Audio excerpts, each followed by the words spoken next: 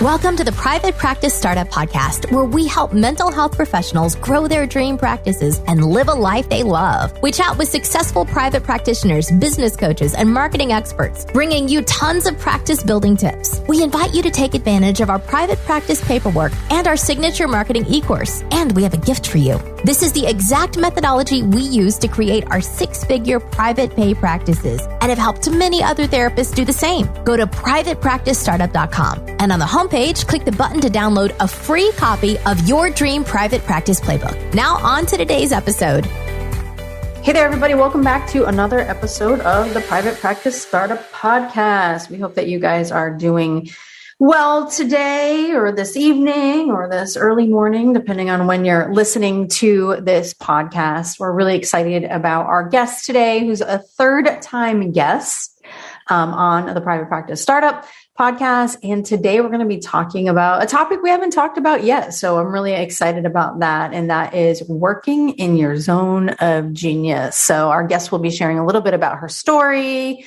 and why the topic is so relevant for her at this time. But before we dive into today's topic, we hope that you guys joined us last week as we had our guest Comfort on talking about overcoming mindset blocks. As you know, a lot of business is mindset. So you'll definitely want to check out that podcast as well.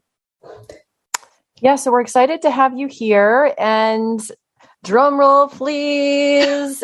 We have Dr. Kim Grosher with us today, who is, we're very excited to make this announcement, officially a part of our private practice startup team as our private practice coach. So welcome, Kim.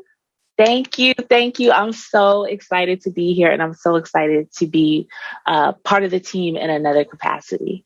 Yes, we are excited to have you. Kim has been with us over the years in numerous capacities and officially has started this year as our private practice coach. And we couldn't be more excited. She's an amazing, amazing therapist, coach, friend. And we're just so grateful to have you a part of the team. And, you know, it's interesting, as we were chit-chatting before we hit the record button, we realized that this episode is actually going live on 9/11. And Kim, you're up there in New York. For all of us, 9/11, 2021, well, we're in 2022 now. So it was 21 years ago in 2001 when the Twin Towers were hit. And Kim, were you in New York at that time? No, I was in school in Baltimore. Oh, you were in school in Baltimore. And my family's from DC. So for us, it was the Pentagon. I mean, it was the towers too, but it was also hearing about the Pentagon. Yeah. Yeah. And I'm sure those of you who are listening, you can remember exactly where you were in that moment, and all day being glued to the television and so fearful for our nation and for all of the lives that were lost and all of the first responders that were there on scene. And, you know, how many people have been impacted by that day forever. So it is certainly one that we will always remember. And our hearts and love goes out to all of the first responders that helped to keep our country safe. And we just wanted to acknowledge that because it was, it's obviously a very important day in our history, and one that we hope that will never happen to, you know, anything to that extent ever again. So on on that heavy note, let's transition into today's topic, which is going to be finding and working in your zone of genius. So we thought this would be a really great topic for us to explore today, as Dr. Kim is now a private practice coach with us. And this is something that she is really passionate about, helping private practitioners find their zone of genius. Yeah. Kim, tell us a little bit about your journey into private practice.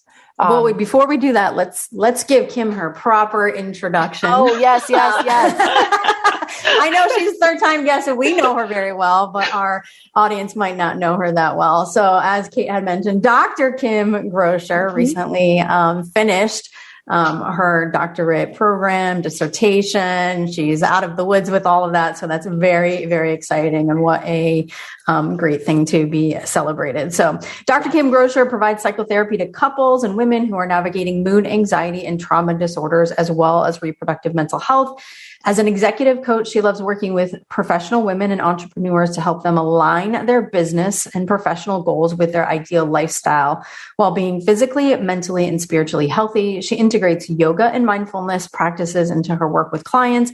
And a fun fact, Kimberly loves photography and has been taking French classes for fun during the pandemic. I don't know how she's done it all with finishing her dissertation and doing French. That's crazy.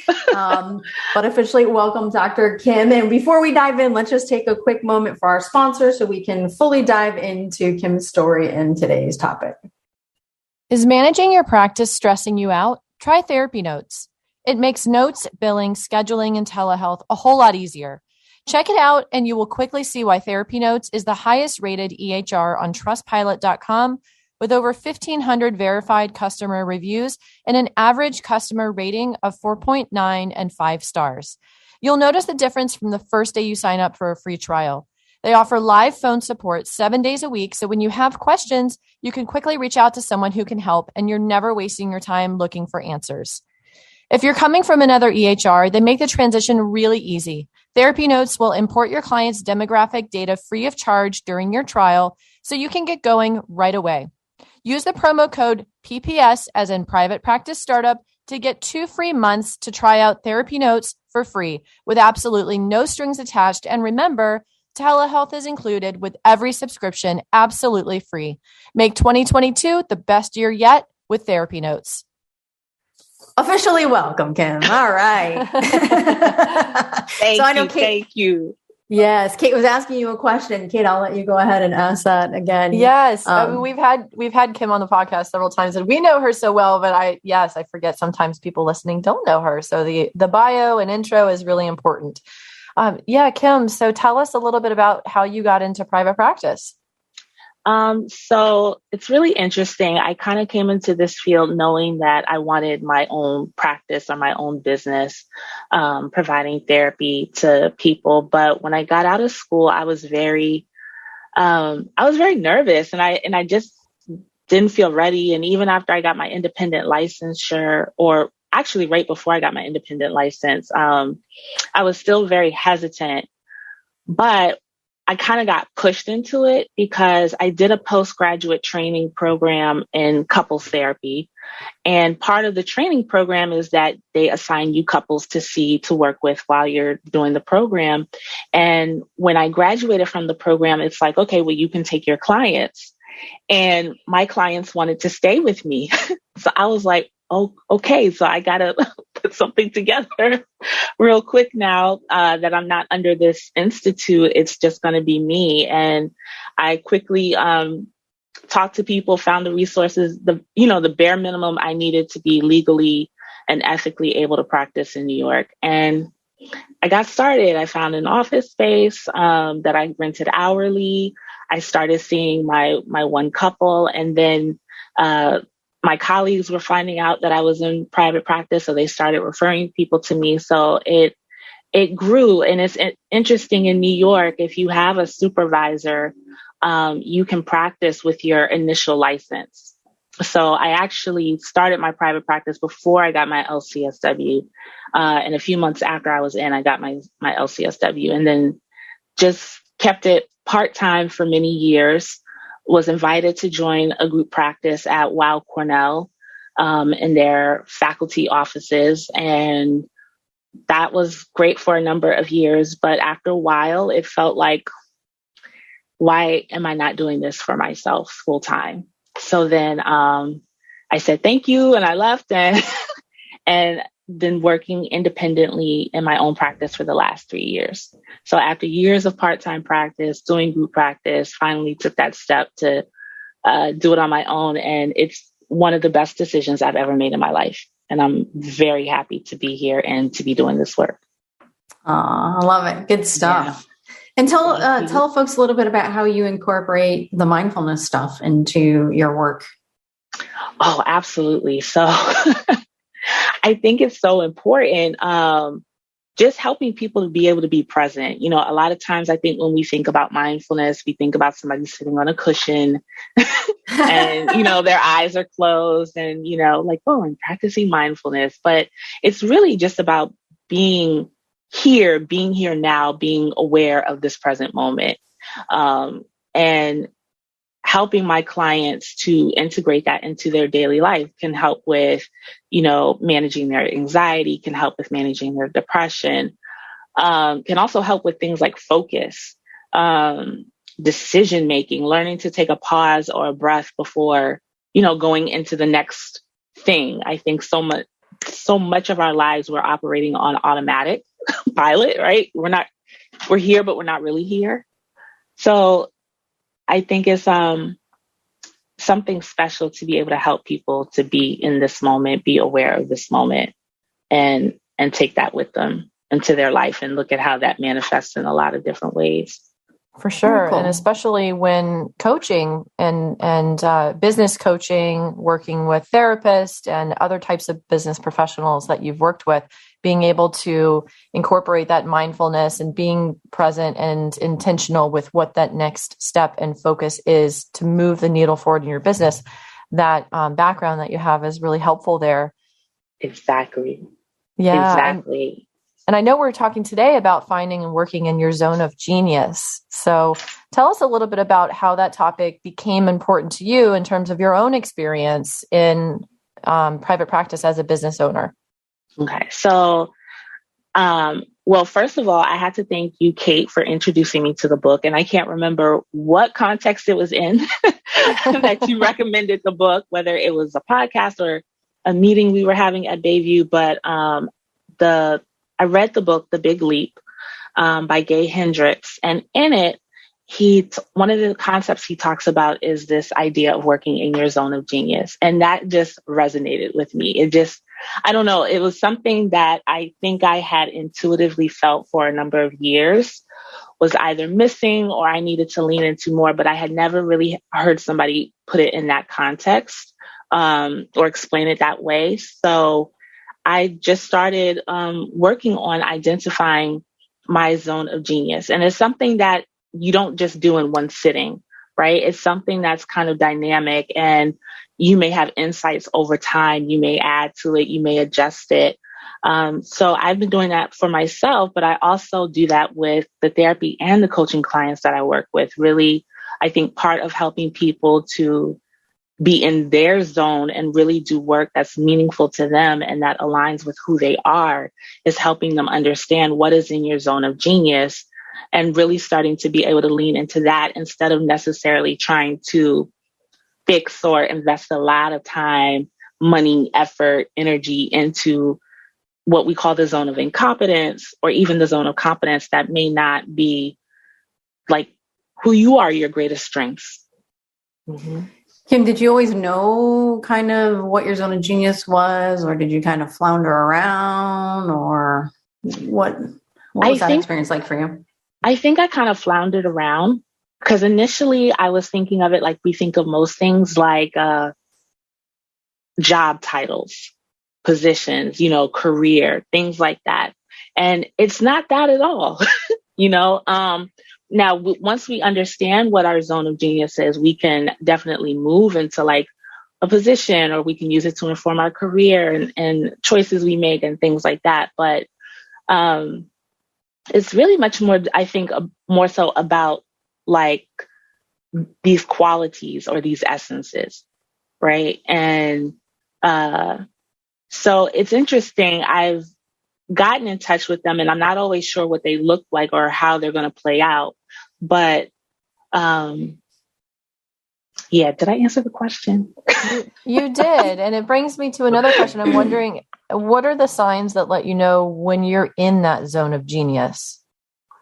So one of the things that Hendricks says, and also what I've experienced, is that it's very organic. It's often qualities or things or ways of being for you that are just inherent, and that you kind of feel like you're in a flow. Like I always tell my clients, like it's probably that activity that you do that you lose track of time, right? Or it becomes so natural, or it comes so natural to you that when you think about getting paid for it, you would be like, why would anybody pay me for that?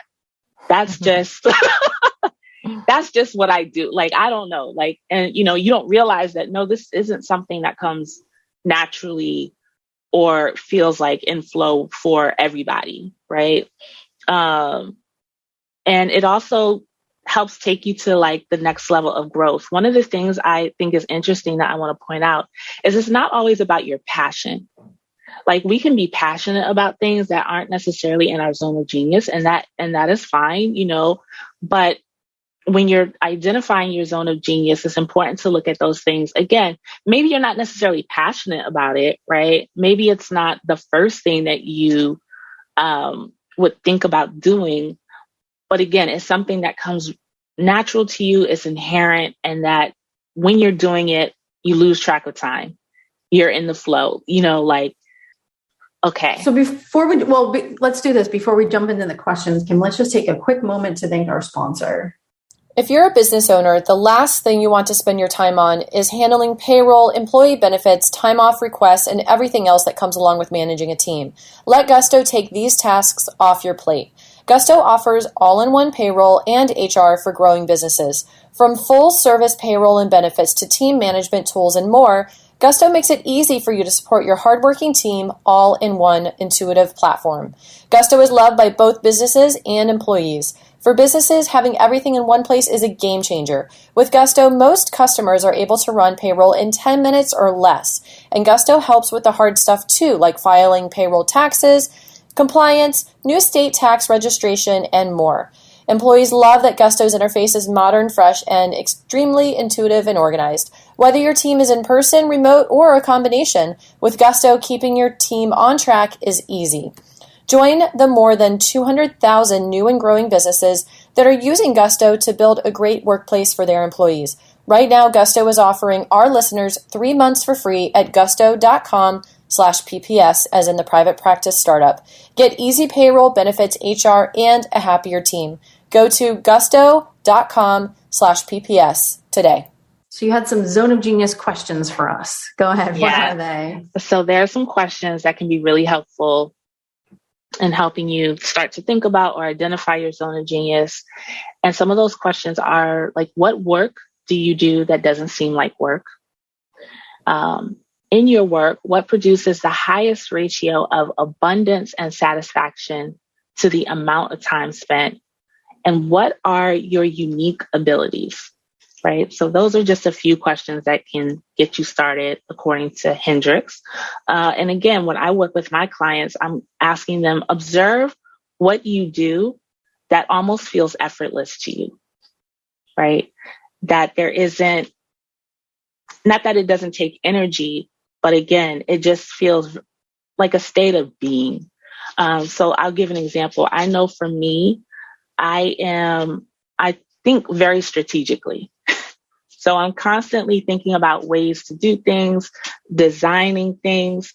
What's the best way to look at this? I don't know. It's almost like that's how my brain works. And so when people come to me and ask me about, how do I plan this out? How do I strategize this? I'm able to be like, well, boom, boom, boom, boom, boom, boom, boom. And for me, when I used to think about getting paid for something like that, I didn't necessarily connect it. Sorry, my dog. That's okay. We love animals. We have a visitor. We have a visitor who made an appearance. You guys can't see your puppy, but yes.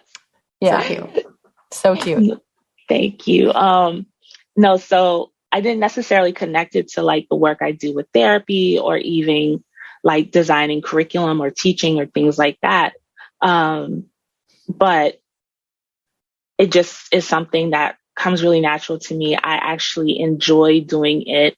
So that's one example. I think it's also important to point out too, that just because something is in your zone of genius doesn't mean that you don't work to develop it or enhance it, right? So when you're working within your zone of genius, you're also continuing to develop that, enhance that, maybe taking trainings, maybe finding opportunities where you are able to practice whatever that is. So again, it's still about this constant growth. I think So the concept of zone of genius can be applied in so many different ways. Even when you look at the process of building your private practice, right? Mm-hmm. So as private practitioners, a lot of times because of the mindset issues that are there, the mindset blocks that get in the way, a lot of people will start out the gate of being generalist and it might be in their zone of competence, like you were saying earlier, but they haven't yet found their zone of genius in terms of like what we call ideal clients. So they might be generalist and thinking that they have to work with the masses because of some of the mindset issues that are there, scarcity or imposter syndrome or whatever it might be. And once they have that clarity of who their ideal clients are and they're able to work within their passion and the people that they are truly called to serve, that's when they start to find and flow with that zone of genius where they have a session and it feels like, gosh, where did the time go? Because, this was just such an amazing session and my clients got such amazing results. So it's finding that zone of genius. And then another example of how this could come up is even with your marketing, because so many therapists have a love-hate relationship when it comes to marketing, and they feel like they have to do all the things, chase all the shiny objects. And sure, you can learn how to do Google ads, you can learn how to build a website, you can learn how to network, you can learn how to do social media, but not all of those things are going to be your strength. Not all of those things you're going to enjoy.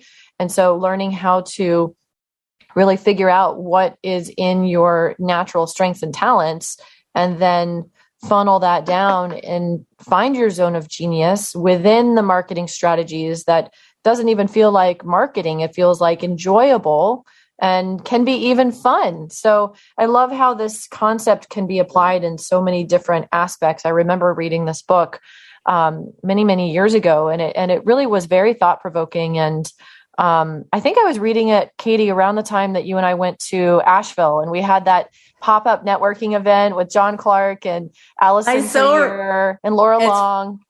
It's funny because when Kim mentioned the book, I knew exactly when you read it, because you and I were having a discussion and you're like, oh, there's this quote from The Big Leap. Like, I remember us talking about it in the hotel. That's where we were. Yeah, that's where we were. So Katie, you were going to say something earlier before I kind of went on my trail. Yeah, no, I wanted you to share, Kim, like, why is this so relevant for you right now? Why are we talking about this topic for you? Wow. So this is really relevant for me because I know that coaching is definitely in my zone of genius.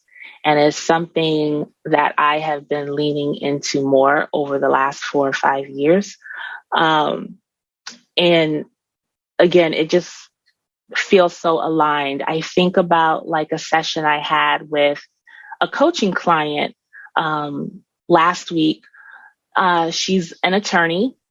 Since we've been working together, she has moved from working in somebody else's practice to establishing her own practice, which has been so amazing. So we've worked through all those mindset hurdles and the logistics and the practicalities for her to now be super, super successful. So now actually we're working on helping her kind of rein it in because she's so successful that she's needing to, find how to manage like burnout, manage her productivity with the rest of her life, right? So that she doesn't fall into burnout and stress and things like that. But I saw her after a full day of seeing therapy clients, which while I love doing therapy, as we all know, therapy can also be quite draining. After our session, I just felt so energized. I felt not like I had worked the whole day seeing clients, right? It was 8:00 at night and I felt renewed. I felt like this is what I'm supposed to be doing. Her hour session flew by. And so I know for me that I was in my zone and I was in flow. And so I know that's like, okay, so this is work that I am designed to be doing. I am meant to be doing. I am called to do. So, yeah. I love hearing that. I got goosebumps when you were sharing that. And then just for you to use the word designed, because that's part of your brand as you created your brand working with us many, many years ago, going through the e-course and coaching program. Tell us a little bit about your brand. Yeah, so my company is called Life by Design, Therapeutic and Coaching Services. And I intentionally chose Life by Design because design, again, is something that is in my zone of genius, and it manifests in different ways. But I really, from the very beginning of doing this work, I knew that I wanted to help people design lives that they were excited about living. So I wanted people to be able to put in place the whatever, like whether it was the career, whether it was the relationship, whether it was the geographic location, I wanted to help them strategize. Okay, what do you want, right? What do you want your life to look like? What have you been dreaming about? What feels out of reach? Okay, so now let's set this up. Let's design how you're going to accomplish this. So designing your life, but also designing the strategy to achieve whatever it is that you want. So whether that is, living your life and not feeling anxious or so anxious that it's unmanageable every day, or whether that is, I want to start a virtual group practice that spans across 5 different states, right? So, that is work I love doing. I love that. And I'm also curious, Kim, as a lot of, so like, there's kind of 2 parts to this, right? Like, Kate was talking about, so part of the audience is listening to this and feels very much in their zone of genius of being a therapist and really enjoys it and working to build their business. And then there's another part of the audience that is possibly looking to either level up or step outside of the therapy realm, right? So even though coaching is somewhat related to therapy, it's still different. So what are some of the things that come up for people as they recognize that, hey, maybe I'm passionate about therapy, but I'm feeling like something else is calling me. Like I really feel like I have this zone of genius. So I don't know if you've experienced that or if it was kind of more of a natural, easier progression, or if imposter syndrome came up. So I'd love for you to share a little bit about that, whether it's you personally or some of the things that you find that people experience. Absolutely. So I'll start with personally. So for me, it was really interesting as I was tuning in and figuring out my zone of genius versus my zone of excellence. That was very challenging for me because for a long time, I thought that therapy was my zone of excellence. I mean, if I had just listened to what other people told me about myself, or if I had just looked at my success or things like that, I would have put therapy in my zone of genius, right? Because it's what I've been doing. I've been doing it for so long. I'm still aware. I'm still mindful, right?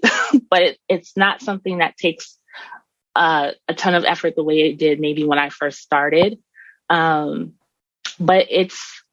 But I realized it wasn't necessarily in my zone of genius. It was actually in my zone of excellence. And I struggled with that for a while because it's like, well, I like doing this. And okay, now that I work for myself, this is how I pay my bills. This is how I pay my mortgage, right? So what do I do about that? Does that mean I have to give that up? And again, I had to come up with a strategy for myself. Well, how do we hold both of these, right? Because just because it's not in your zone of genius right now, you're not completely in your zone of genius. That's okay, right? It's more about making an informed decision. This is what works for my life right now, and I can put things in place to move into another area, which is actually interesting too, because this goes back to what I was talking about roles and titles and things like that. So for the last year or so, I was putting therapy in my zone of excellence. But I recently, in the last couple of years, got trained in brain spotting and EMDR. And I don't know, that was just something, I don't know, it just added a new aspect to my clinical training, my practice, and things like that. And so, therapy is kind of like on that line. It's more of like the context, right? So therapy is, brain spotting and EMDR are definitely in my zone of genius. because there's just something intuitive about the way I came to it, the way I practice it.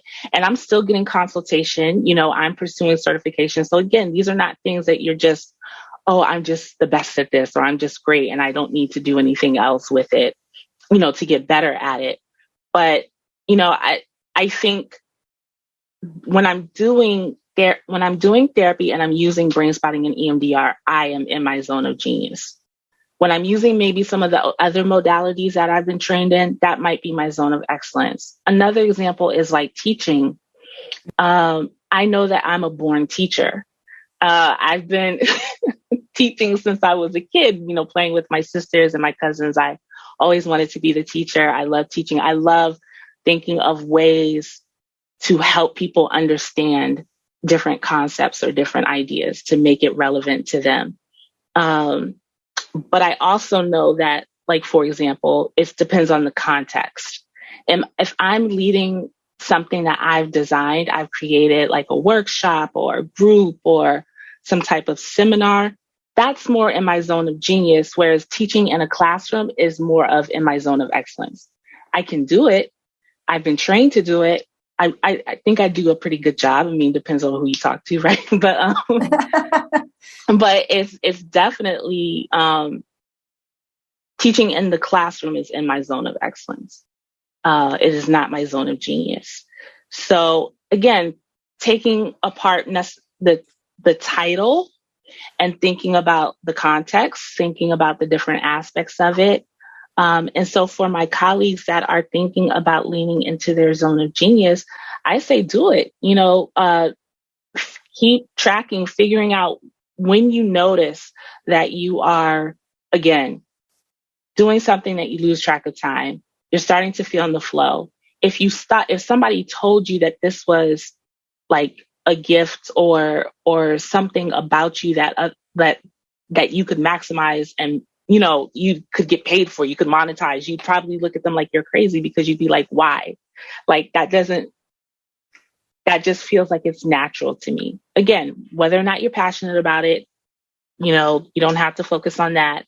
But I would say start to track those things, identify those things, and start working with somebody, whether it's a coach, whether it's a group of colleagues, right, that can help you kind of hone that. Okay, so what does that look like for me now? So if I were to transition from what I'm doing now, which is in my zone of excellence, to working more, being more, living more in my zone of genius, what does that look like? How do I do that? And how do I make that sustainable? Beautiful. Well said. Yes, I love this topic. And at Startup Nation, I hope you all are enjoying this episode. It's really, it's a good reminder and it's encouraging. And I find it's inspiring because it's all about finding your zone of genius and pursuing that, because that's what's going to make you give the greatest impact and also the greatest return, right? Keep your passion alive and keep you energized and fulfilled. And with how heavy our world is and the most important work that we do as clinicians, it's, to not be in your zone of genius or even in your zone of excellence. It's, the opposite of that is draining and burnout. And we see so much of that. So I love this topic, Kim, and I love that you're here and part of our team, and that Startup Nation has direct access to you now as our private practice coach, one of our coaches. And what do you want our audience to take away from your message today, Kim? I think a couple of things. One is I'd really love for you to all do your own research on it, right? So there are articles about it. There's like I mentioned, the book, The Big Leap. It's a great book. And also something we talk a lot about here at the Private Practice Startup, also understanding what's in those other zones, right? So there's, in addition to the zone of genius, there's a zone of incompetence, which are things that, you're just not good at. Tech. Or you don't want to do, or yes. Nope. Yes. Tech. You have your zone of competence, right? Which are those things that you can do it, like you're capable, it's fine, you'll get it done, but others do it better. Right. And then there's your zone of excellence, like we talked about, in your zone of genius. So when you're thinking about building your practice, right? So thinking about, again, maybe those things that are in your zone of incompetence or your zone of competence, those are the things you delegate. Those are the things you say, okay, like I know for me, social media, I can do it. Like, it's not a problem. I definitely know how to do it. But it's not my thing. You know what I mean? If I really needed to, I could do it. But that's something that I would probably hire somebody else to do for me. You know, same thing with like billing. Can I do it? Yeah, I can do it. But I know that my time is better served elsewhere. That's not my thing. So I'm going to, you know, hire a biller or hire somebody, a virtual assistant, or, you know, to do that for me. So I think it really getting in tune with those different zones and what your zones look like is also important to helping you build the practice. So that way you can be doing work that you love. Nice. Well, we're really excited that you were here with us. And if you've really enjoyed this podcast and want to check out Kim's other 2 podcasts, I believe we did a Where Are They Now, right? We did a, you know, success story from the e-course. And then we also had you on the podcast talking about the impact of racial discrimination on mental health. So we'll put both of those in the show notes page. So if you want to check those out, you can. And if you've just been really inspired by Kim sharing, and, you know, possibly you are in the place where you're ready to hire a coach and take on an e-course and really elevate your business, well, you might get to work with Kim. So we'll put also the information for our e-course in the show notes page as well. Yes, and the link for how to work with Kim directly as well. All right, everybody. Well, we hope you enjoyed this podcast episode as much as we did, and we want to encourage you to subscribe, rate, and review the show. You can find the link to do so on our show notes page. And of course, share with any fellow friends or colleagues that could benefit from the episode. And if there's a particular episode in the 303 episodes that we've done so far that you have not heard us talk about, definitely reach out and let us know. And we will look forward to seeing you on the next episode. Thank you so much, Kim, for being here. Thank you. Thank you. Thank you so much for having me. And I'm very excited to continue my journey as part of the Private Practice Startup team. Awesome. All right, everybody. See you next time. Stay inspired. Thanks for joining us on The Private Practice Startup. Visit theprivatepracticestartup.com for awesome resources, free trainings, attorney-approved private practice paperwork, and so much more.